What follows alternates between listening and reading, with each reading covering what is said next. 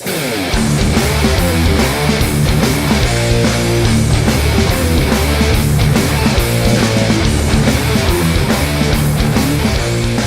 to the Texas Metal Show.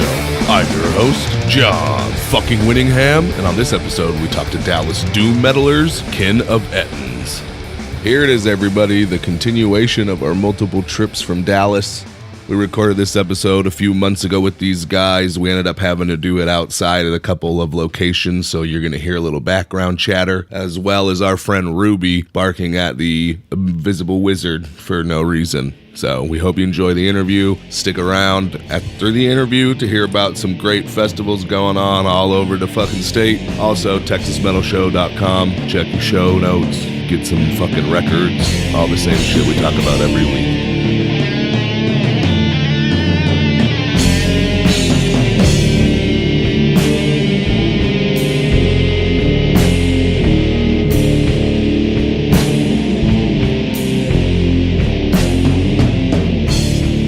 Kin of Ettins interview, take 2. We were at Wits End, that sucked, and now we are at the Three Links, which sucks significantly less. We're sitting here with Jason, hey, who plays lead guitar, yes, sir. And Justin, who's vocals and rhythm guitar. Hi. We saw you guys last night at the Grotto in Fort Worth. It was absolutely excellent. I really enjoyed the show. I love the brand of doom metal you guys make because doom metal is one of my favorite genres. Why don't you guys give me a brief history of how you got together and how you created this band, Kin of Ettins? I guess I'd had the concept for a couple of years when Donald, our bass player, joined, and he came in and we started recording, cut our first demo, and played our first show in 2007. So it's been about 10 years, really. What was that first show like? Do you remember? It was interesting. It was at a place that doesn't exist anymore called Across the Street Bar, and we were supporting a band from Austin whose name I can't remember and who I won't plug for other reasons, but. It was interesting, as you know, us with a few friends at the time. We did that show as a 3-piece, just me and Donald, and our first drummer that we had, a guy named Chris Clifford, who sadly passed away last year. But that was cool. It was our demo release kind of at the same time. We had recorded the demo, hadn't put it out. We kind of released it at that show, and that gave us a platform to help get our name out there a little bit, show that we'd played live, give us a little bit of credibility when people went to our MySpace page. Yeah, back in the days of MySpace, although MySpace does still exist now. I think Justin Timberlake or someone bought it and they revamped it. It's all about music and arts. It's no longer your basic social media. It completely focuses on musical artists and other artists of various different things. Yeah. I don't know anyone who uses it. There's been a few bands I've checked out that have had a MySpace page, but it doesn't seem very popular. It's a ghost town these days. Well, I'm 31. So my generation is like the internet generation. I remember MySpace being this like huge thing before Facebook, before Twitter, before any of this shit. I'm a big Ghost fan. Do you guys like Ghost at all? We're not really fans, I don't guess. Yeah. They're okay. But I grew up in a really heavily Christian home, and I always loved satanic music for that rebellious factor because we had to listen to a bunch of Christian shit growing up. So for me, all of the Christian, or I'm sorry, the satanic imagery and all of the like singing about Satan like really draws me to it. And that first record specifically has a very Merciful Fate kind of sound. It does. And Merciful Fate was Metallica playing Merciful Fate, but we already talked about this in our last interview today. That blew my mind. The first time I ever heard Metallica cover a Merciful Fate song, and then I fell in love with King Diamond, who is like one of my favorites. That was probably why what initially put me off of them is that I've been a Merciful Fate fan forever. I was listening to In the Shadows on the way to this interview in my car.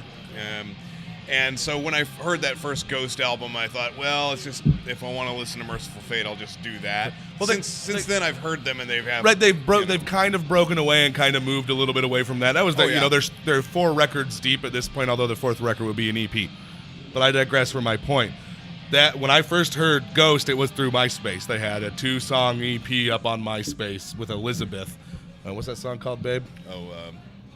Is it just called Elizabeth? Yeah. And I just fell in love. Like, I was like, oh my God, I love these guys. This was probably about 7 years ago, give or take, because my son was just a tiny baby. But back to Kin of Ettins. I'm sorry, I will branch off and talk about all kinds of shit.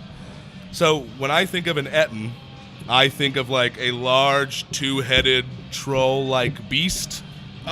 That's the D&D interpretation. I am a D&D nerd.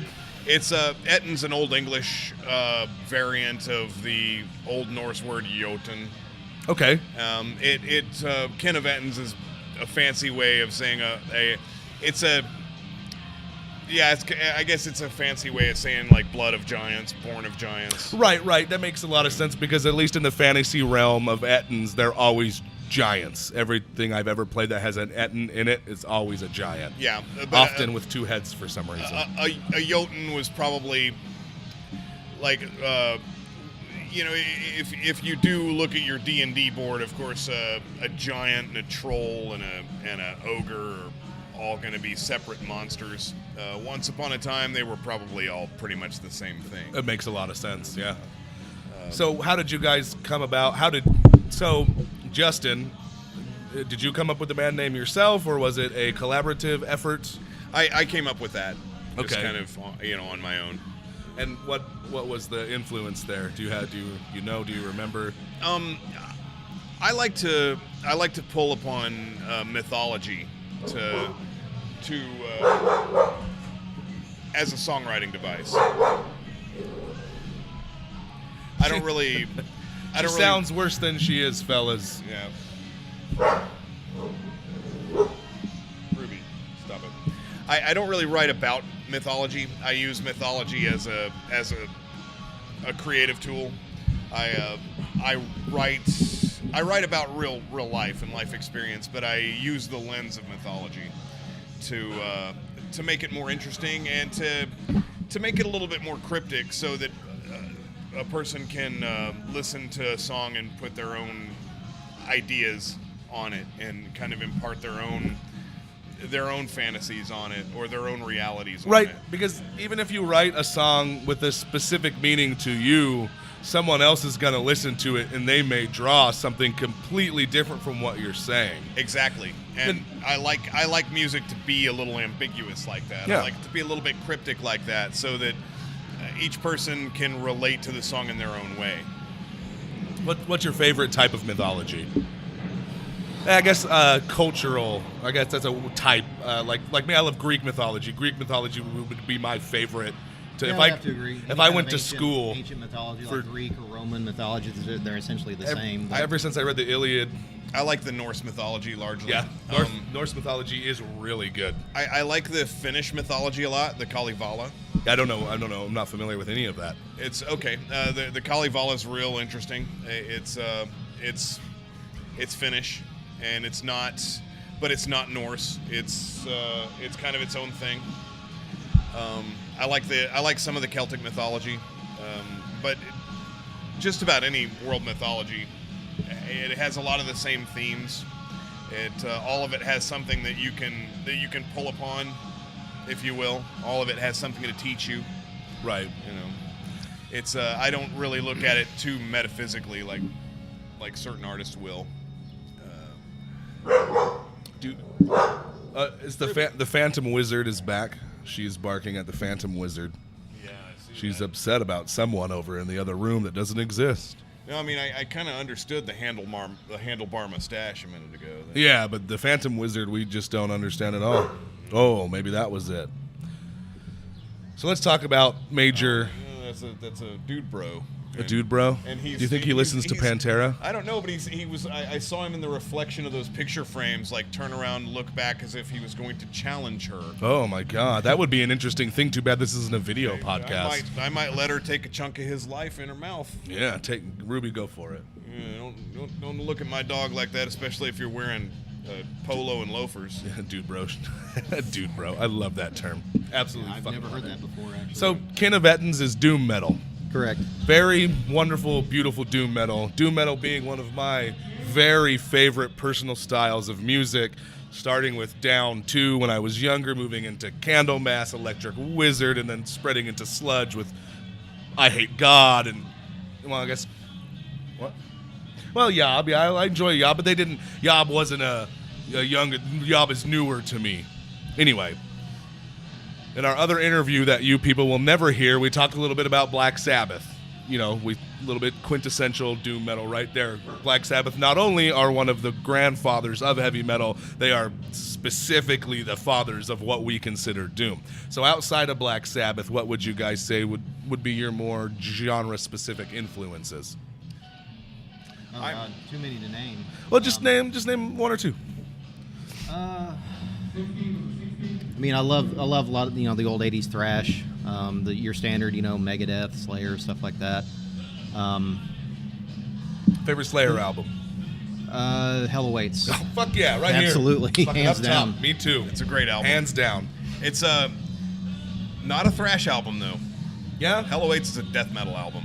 Is it? It's Yeah. been, honestly, it's been a couple of years since I've really sat down and listened to it front to back again. I haven't probably listened to it heavily since I was maybe in my early 20s. For me, I largely ignore Slayer.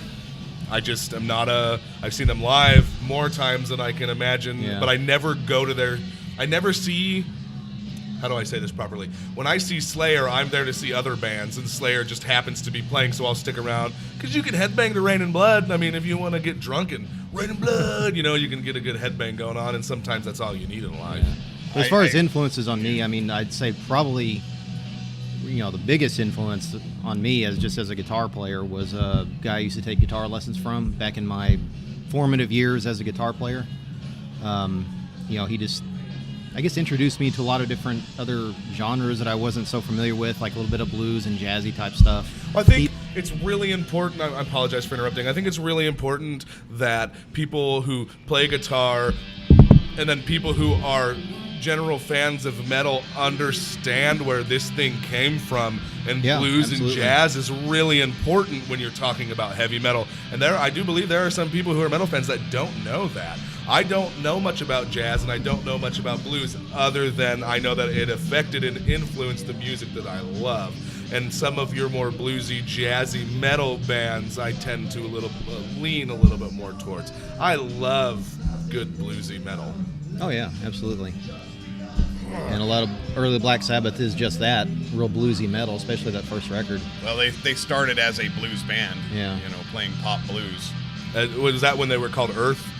They were originally called the Pocatoke Blues Band. Really? I Yeah. did no idea.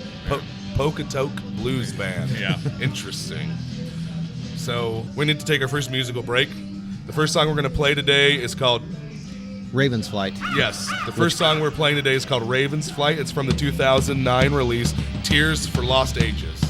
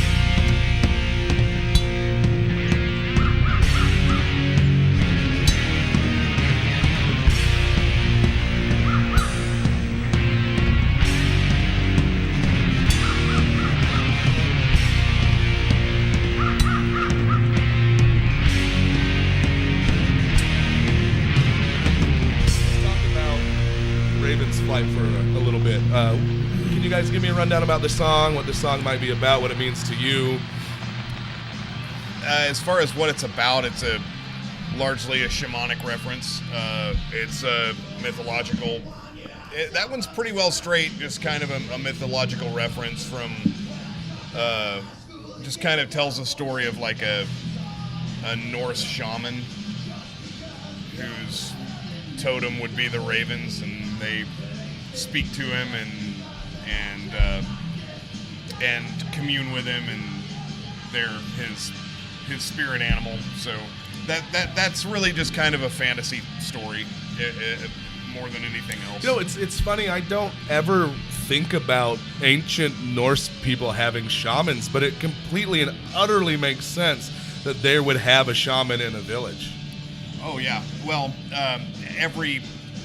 there probably wouldn't have been shamans so much by the Viking Age, but right. Well, when you think of 100 years when prior I think to that, of Norse mythology, I automatically go to Viking Age. Well, there's one set of beliefs that is universal to all cultures if you go far enough back, and that's shamanism. Mm-hmm. All cultures had shamans. All cultures had a shamanic system, and it was pretty much the same from culture to culture. There's not a whole lot of difference. Before I forget about it, because I tend to do that myself, you have an amazingly powerful voice.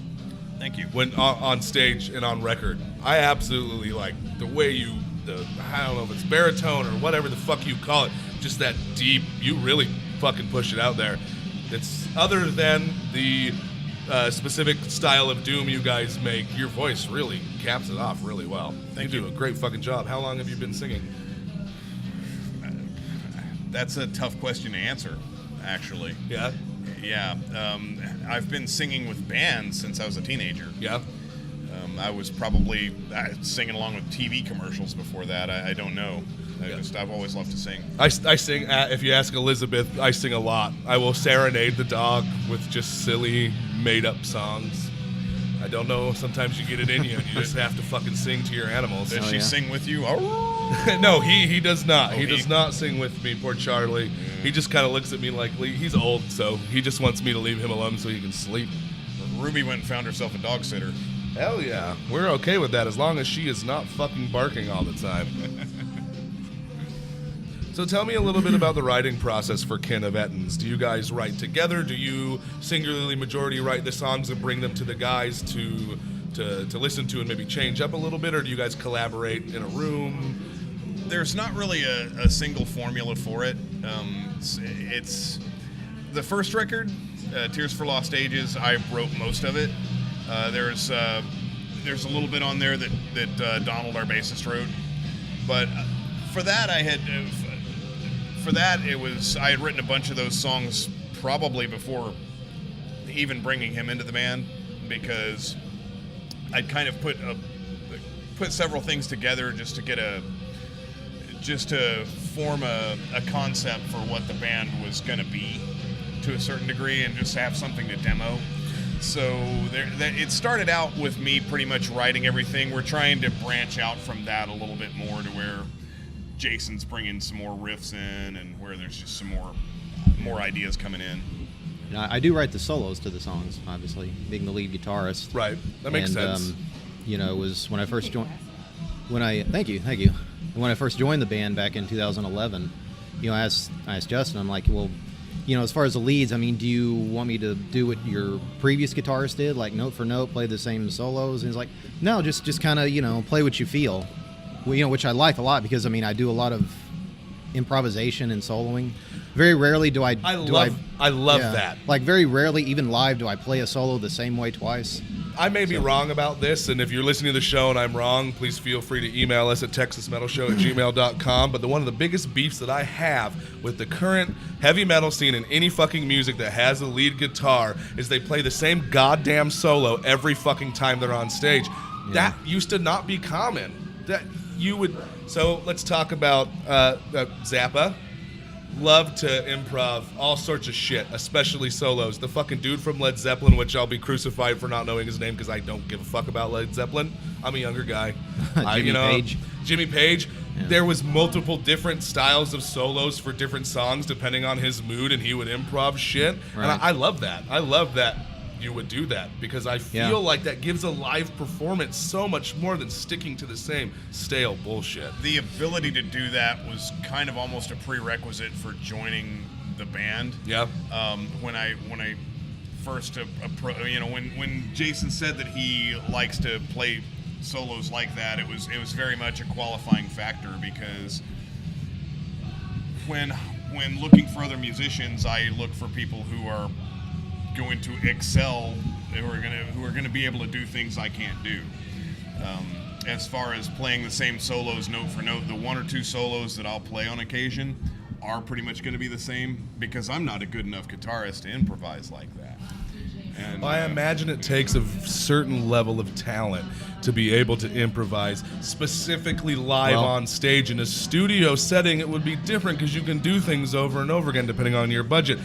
In a live setting, I can imagine you have one chance to nail it and get it right. You can't just go back over again. So it must take a large amount of talent to be able to pull that off. And I think that's absolutely fantastic because how many metal bands wouldn't even give a shit about what you just said?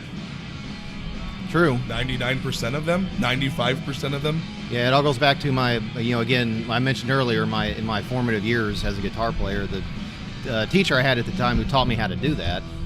And when did you start playing guitar? Let's see, I was 15, so 24 years now. And why did you start playing guitar? Other than the guitar's cool. Initially, it was one person, believe it or not. It was Andreas Cassier from Sepultura, who made me want to pick up the guitar and start playing. Awesome. But of course, over time, influences, you get other influences in you, that was. Once I started taking lessons from this guy was when my playing kind of really took off from there. Why did you start taking lessons instead of just to learn on your own? I found that just learning on my own just wasn't really doing it, wasn't really getting there. I mean, it's one thing to sit down and look at a songbook and try one of your favorite songs, and that's great. But I mean, ultimately, if you want to be able to, write your own stuff, you got to be able to have some more different influences, some other skills. So that was what prompted me to, I guess, start taking lessons. Plus, he was big on music theory and all that stuff, which I mean, I think that music theory is really important for musicians to understand when they write music. It is. I mean, it certainly is helpful. I mean, I'm by no means what you call a scale god or anything like that. Yeah, I'm new to playing guitar. I take lessons as well with the guitar player from Hellstar, the current guitar player. Okay. And I can't even imagine just picking the guitar up and trying to learn on my own. It would be terrible. I used to play viola when I was a child for a couple of years, so I already kind of, not that the viola and the guitar are so comparable, but I understand, I can move my fingers, and when I first started playing with him, he was like, oh, you're already ahead of so many of the new students I sit down with because I can sit there and play. I've been practicing my pentatonic scale. In my first lesson, he was like, oh, I'm kind of impressed you know how to do this. And I watched a YouTube video and read a book, and I just kind of started, doing something because I love metal, and I bought, you always have that dream of being in a band, the delusions in my head. I can see myself maybe playing doom metal, which is what I would do. Before we continue, we've hit our mark for our second song. All right. Doom Upon the Slain, which incidentally happens to be the title of the new album.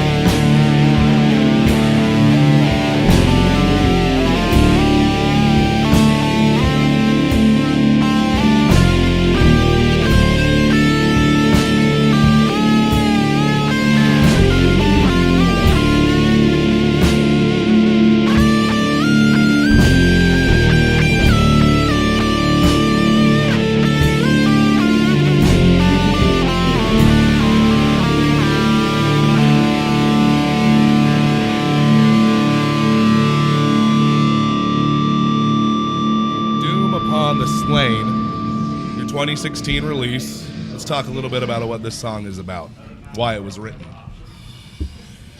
Why was this song written? Definitely another mythological reference, or a historic reference. This one's not really straight fantasy. It's it paints the picture of it paints the picture lyrically of the aftermath of a battle, and it talks about your mythological idea of the ravens representing Valkyries to a certain extent, choosing the battle slain, the brave to go to Valhalla or Folkvang or where have you, those Norse concepts of heaven. The real idea of the song, if you will, if I'm going to give the Easter egg away, is really more about it's really just about your deeds in life and how you are what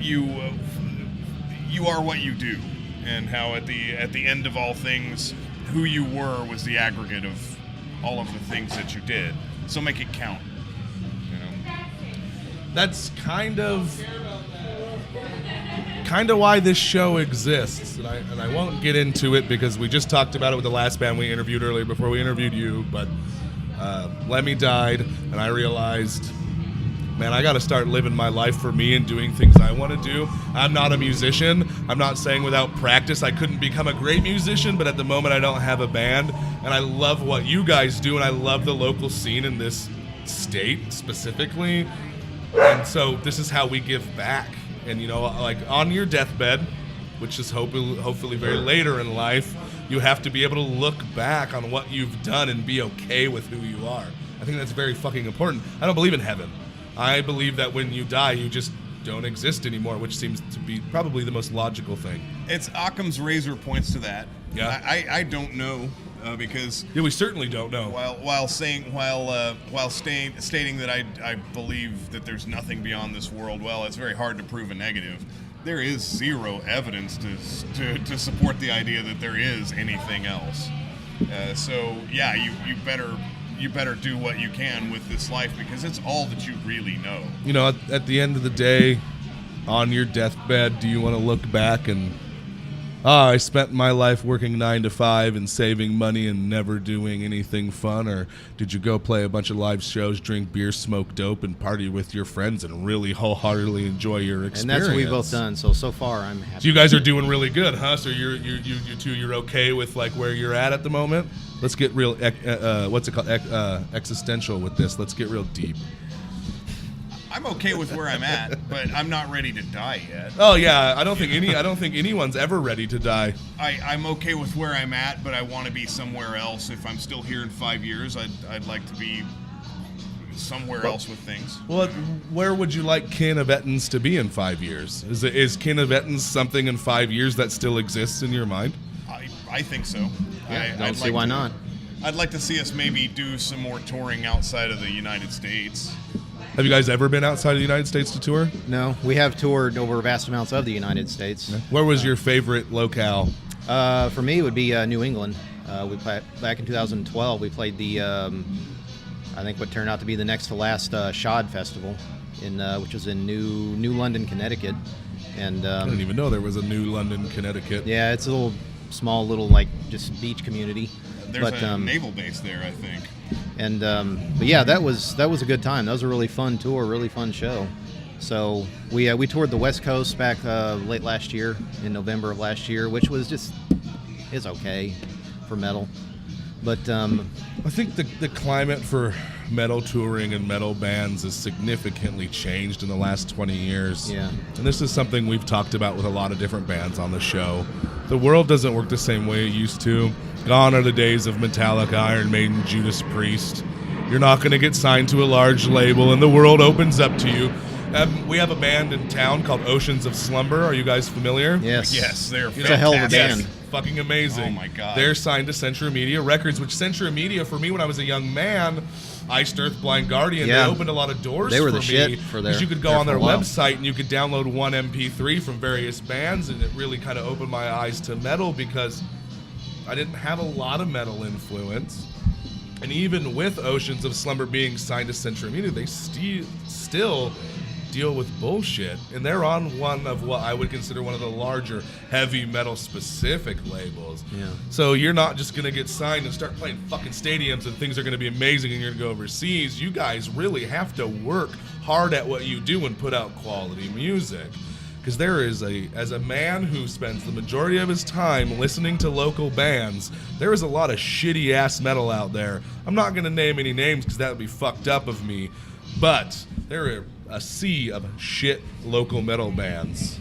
Unfortunately, yeah, and that's just the way it is. I mean, that's the way it's always been. Probably genre, not metal in general, but every genre of music, I imagine there's shit bands everywhere. Every genre of music, really, honestly, the vast majority of what is there is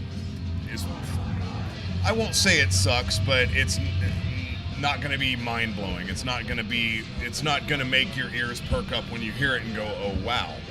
That's going to be the element of the idiom across all genres. And metal is no different. And the longer metal is around, and the more that it is out there, the more that it's going to become, the more that is just going to become a symptom of it, as with any musical genre, Doom included. When Doom exploded a few years ago, because Doom used to be a real underground genre, and now it's gotten pretty popular. Well, there was a time where I just didn't, other than listening to like Down 2 and Sabbath, I didn't know, well, Down in general, but Down 2 is probably one of my favorites, although I'm a big fan of everything they do. I didn't know Doom metal existed, and my older brother sent me a list. He was like, you need to listen to Pentagram, you need to listen to Angel Witch, you need to listen to Witchfinder General. Angel Witch is more, that's new wave of British heavy metal. I'm sorry, you're right. Yeah, Angel Witch is way more new wave of British heavy metal. But Witchfinder General, definitely for my Doom metal education, for whatever reason, Angel Witch was kind of added in there for me when I was told about more Doom metal bands, and for my brain always connects them to Doom metal, even though you are correct. It is new wave of British heavy metal. And then Candlemass. When I started listening to Candlemass, my friend of mine a long time ago had played Bewitched. He went on YouTube and got the Bewitched video, and he was like, you remind me of this dude. You remind me of Messiah, who he's talking about. And I was like, I don't know who this is. I'd never listened to Candlemass before. And then years later, I would get into them, and it was like, holy shit. This is the type of metal I love. This is the type of metal I want to listen to for the rest of my life. That was one of the bands that really started to turn it over for me. I'm a little bit older than you are, so I was listening to, I grew up with thrash and 80s metal, and so some of the earlier Doom bands I was listening to were Trouble, yes, Cathedral, Candlemass. Was it Psalm 9?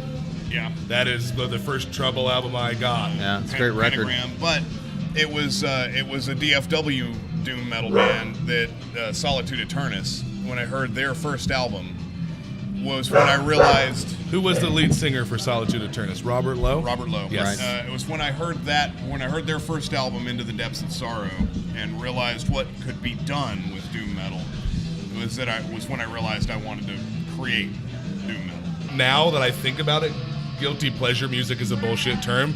There's no such thing as guilty pleasure music. You enjoy what you enjoy. Yeah, you like it or you don't. Whether it's metal or pop or hip hop or what have you. When you guys aren't listening to metal, what kind of non-heavy metal influence specifically do you have for Kin of Ettins, if anything? I listen to a lot of I guess what you call like new age music, where it's real like keyboard heavy, real kind of like easy listening stuff. Do you have any band or any artists? There's two that I listen to frequently. One is called Cytolysis. I'm not sure where they're from or anything. There's another guy out of Spain. His name is Max Corbacho. Got some really amazing stuff. And I also listen to a lot of like ancient music, recreations of ancient music using period correct instruments and things like that. Really? Yeah. That sounds very interesting. It can be. Like ancient Egyptian music or Roman music and stuff like that. How do they go about recreating that kind of thing? Well, very little like real ancient music has survived. I think what they base a lot of it on is just like the design of the instruments, their tonal range, the scales that were used at the time, things like that. So yeah, there's a band called Rondulus that creates medieval music. They've got a Black Sabbath tribute that's actually pretty good. Well, I'm gonna have to check that out. Yeah, all the song titles are translated into Latin, you know. But I've got a record. It's called Sounds of the Renaissance, Volume 2, and it is very interesting. I don't know how historically accurate that it is. There's no way to know. I mean, I like some of those kinds of things also. As far as what other influences make it into Kin of Ettins, it's tough to say because I have such broad listening tastes. I know that Delta Blues makes it in. I know that post-punk, like early goth and new wave, makes it in. But I listen to so many things. Metal anymore is probably about half of what I listen to. And if I'm not listening to metal, you might catch me listening to blues. You know, I might be listening to Muddy Waters. I might be listening to The Cure. I might be listening to Prince. I might be listening to Willie Nelson. There's just no telling what I'm going to be, whatever I feel like hearing. It could be any of those things. It could be country. It could be folk. It could be indie pop. If it's good, if it has something to offer, I'll give it a chance, and if it's something that I react to in a positive way, I'll put it on and devote my time to it and listen to it. It does make it into my soloing a little bit. Like one of the songs that we played last night, called Phoenix Ascendente. The solo that I do in that song is based on a quote-unquote Egyptian scale. So I took the scale, based part of the solo on that.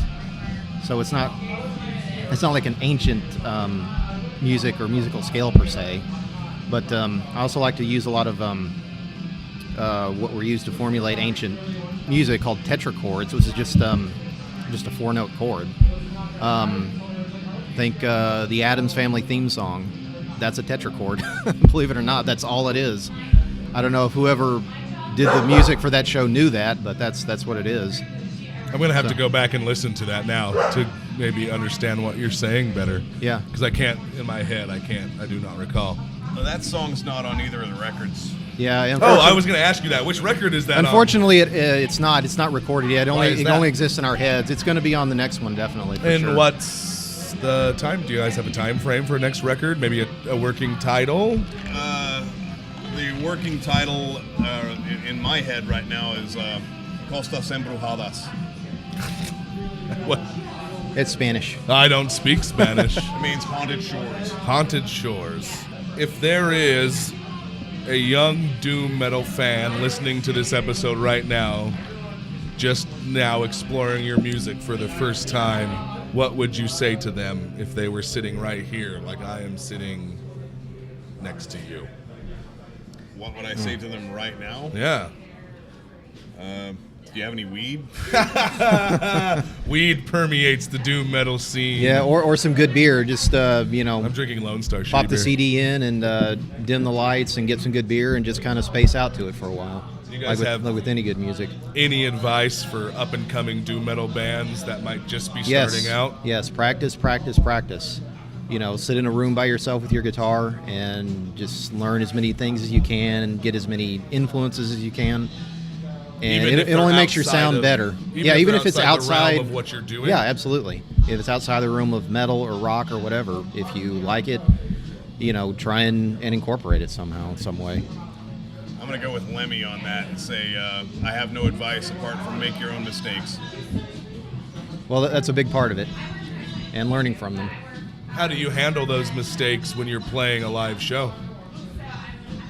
Well, it depends on what it is. I mean, if I screw up on a solo or something, you just keep going and finish out the song. I've been practicing Paranoid. I started with a little pentatonic scale, just practicing at like 60 beats per minute, trying to get it and upping it. Then I learned Dazed and Confused. Then I learned Paranoid, and I try to tell myself all the time, when you make a mistake, just go to the next note. Don't stop yourself. Just continue and go on. I've got one more question for you guys before we wrap up. Do you guys have any stories about like crazy shit happening at one of your live shows? What would be a good one? Is there so many? We met in Austin. Yeah, there you go. We were about to play Headhunters a few years ago, and we're sitting in the bar a couple doors down, waiting for Headhunters to open, and met Billy Milano by accident. And I did not even recognize him at first. He had lost like a lot of weight. Yeah. And but there's this guy there with this real thick, heavy New York accent.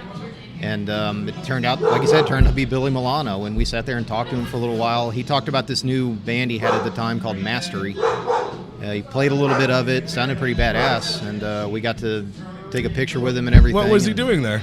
He worked there. He worked at the bar. Oh, okay. He booked. I think he said he bands. booked country bands. Yeah, he booked country bands at this bar next door. Ran sound for him and everything. Yeah. He came in. He was unraveling cables and stuff, setting up when we were there. And he came in. He was like, "Hey, I'm Billy." And we're like, "Hey, Billy, how's it going?" And yeah, he'd lost a bunch of weight. His hair wasn't black like I expected. His hair was like more kind of a sandy color, reddish color. Oh yeah, I book country bands here. And then he was like, "Oh yeah, I used to sing in MOD and SOD," and I was like, "You said your name was Billy? Holy crap! Whoa, fuck me!" And then the voice kicked in. I was like, then it was like I recognized him, thinner, more slender Billy Milano. I want to thank you guys so much for being on the show. Absolutely. Thanks for having us. I really enjoy the type of doom metal you guys play. The show Thank last you. night Thank was you. excellent. I hope you guys are good with the interview, and I hope you Oh, guys yeah. continue to put out excellent music. That's the plan. All right, there it is. Kin of Ettins. Thanks for listening to the show. Remember, TexasMetalShow.com. Go buy some of their records. If you're not supporting your local heavy metal scene, whether you're in Texas or Timbuktu or Canada or where the fuck you live, you're a piece of shit. Go see a local band. Fuck you. A Day in the Valley of Death 666 weekend, February 23rd and 24th at the Hop Shop in Harlingen, Texas. Putrid Womb, Belligerency, Giant of the Mountain, Spectral Manifest, Assault Tech, Wolf Skull, and many, many more. Tickets are on sale now, and you don't want to miss this brutal show. Go to TexasMetalShow.com for information and links. AllThatIsHeavy.com is the first online record store in the world specializing in hard-to-find stoner rock, doom, psychedelic, desert rock, and sludge on vinyl and CD. They are die-hard fans that only sell music by bands and record labels that they listen to themselves. AllThatIsHeavy.com has been in business for over 20 years and take great pride in their excellent selection, customer service, and secure packaging, so you can order from them with confidence. 100% independent and underground since 1997. AllThatIsHeavy.com.